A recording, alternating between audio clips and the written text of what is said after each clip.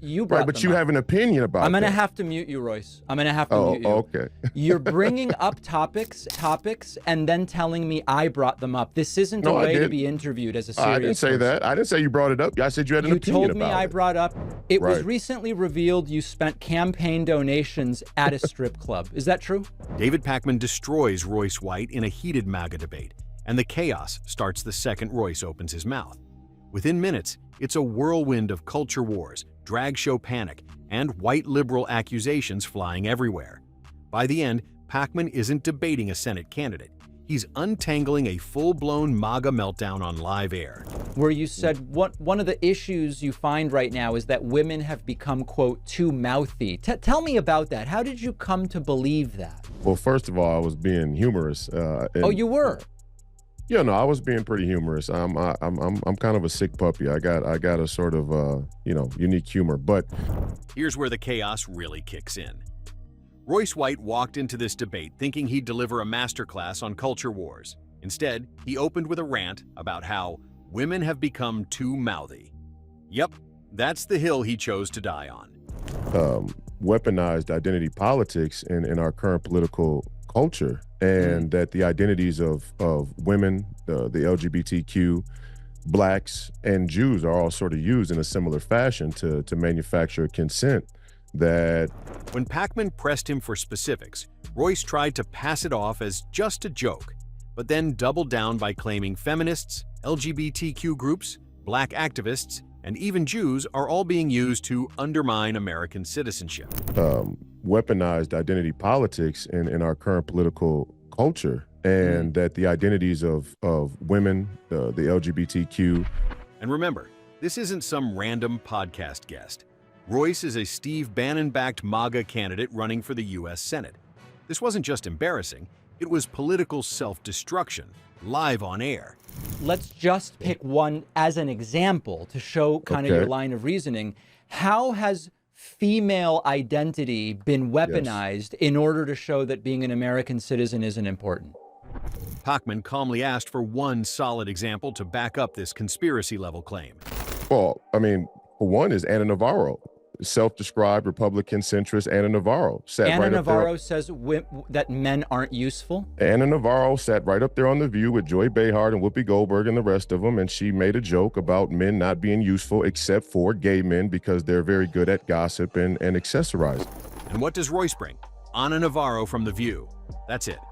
One joke on daytime TV suddenly becomes his proof that radical feminists have hijacked America. Pakman immediately calls out the double standard. If Royce's mouthy women line was just humor, why isn't Navarro's? Royce stumbles, backpedals, and insists his joke had validity, but hers was evidence of a cultural takeover. Well, no, I don't think it's a joke. Let me get the question. I don't think it's a joke. Hold on. You just said it's a joke. Let's be clear. No, I didn't. I said what I said was said in humor, but it had a lot of validity to it. I don't think what Ana Navarro said was a joke, even though it was said in a joking setting. How do you know it wasn't a joke then? No, I said I don't think it's a joke. Okay. Just like people would say they don't think what I said is a joke. I have the right to think that. Pakman also points out the hypocrisy. Royce rails against identity politics while literally running a campaign built on Christian nationalism, anti-woke branding, and border purity tests. He's not against identity politics. He just wants to monopolize it. Pakman didn't need to destroy Royce here. Royce did it himself, live in HD. The prevailing consensus around the women's rights movement and the feminist movement are ideas such as believe all women. That was popular with the Me Too movement. And then you have Just when you think Royce couldn't dig the hole any deeper, he pivots to the number Me Too movement, completely unprovoked. According to him, the entire thing was built on the slogan, believe all women, and has somehow erased the presumption of innocence in America. Sounds dramatic, right? But here's the kicker. He never backs it up with a single fact. Well, I don't want to get bogged down in this necessarily, but it sounds, Royce, like you're one example. No, it's not bogged down. It's important detail. It sounds like you're one detail of the prevailing view of the feminist movement being men aren't useful is something Ana Navarro said jokingly. Is that right? No. Ana Navarro, just like you're trying to represent my views, or let's not say you. Pakman steps in, calm as ever, and spells it out. Number Me Too was about taking accusations seriously, not blindly believing them. Royce ignores it, throws out some sketchy stats on false accusations, and cranks up the volume instead of producing facts. And even for, false again, rape claims are 0.02% of all sexual assault claims. According to you. According to crime reporting from police departments all over the country. Pakman then lands the knockout. FBI crime data shows less than 2% of sexual assault claims are proven false. But Royce still wants you to believe hashtags broke the entire justice system. Feminists are out of control, be clear. And they are. That's why they're bringing their children to drag stripper shows. And just when you think Royce couldn't get any wilder, boom, he dives headfirst into drag show hysteria. According to him, radical feminists are out of control and apparently marching kids straight into drag stripper shows like it's some national crisis.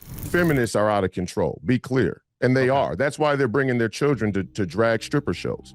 Pakman, though, ice cold. He calmly asks, "So, you really believe drag shows is equal to sexualizing kids?" Royce dances around it like he's dodging laser beams, throws in buzzwords, and refuses to answer straight. Pakman pushes harder. "Okay, then why are kids legally allowed at drag shows but not strip clubs? Which is it, Royce? Alcohol laws or your imagination?" And that's when Royce combusts. He talks over Pakman, spirals into chaos, and gets muted on his own rant. At this point, Royce isn't debating policy anymore. He's headlining his own meltdown special. It was recently revealed you spent campaign donations at a strip club. Is that true? And then, the bomb drops. Pakman pulls out the FEC filings showing Royce's campaign funds spent at, wait for it, a strip club. That's not true.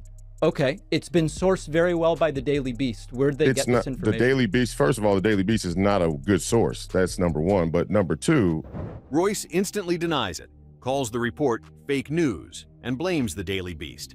But the receipts are real. So what's his next move? The legendary chicken wings defense.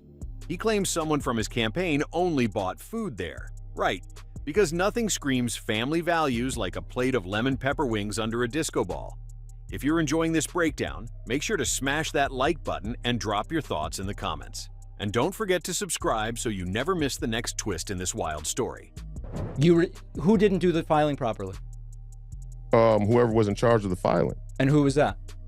Well, there were a number of people, I would assume, who were in charge of getting that accounting done, but it wasn't. You don't know who the people are doing your accounting? Oh, yeah, I know exactly. Yeah, I know who they are. Do you want me to list the entire list of people who worked on it? Yeah. Pakman doesn't let him off the hook either. He keeps asking who authorized the spending, why it was filed that way, and who's responsible.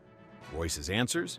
A mix of, I don't know, I know, but won't say, and someone else should have reimbursed it. For spend money on food at a strip club? You white liberals have a lot of nerve.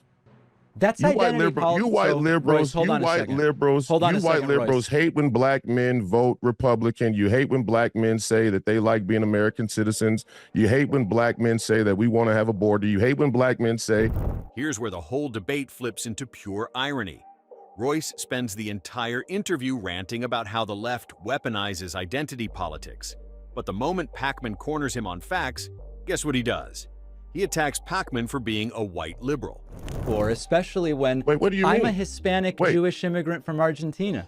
Yeah, right, but you have a white liberal ideology. That's what's funny about it. Oh, that's something different. Pakman calmly drops the bomb. He's a Hispanic Jewish immigrant from Argentina. You could hear the record scratch through the screen.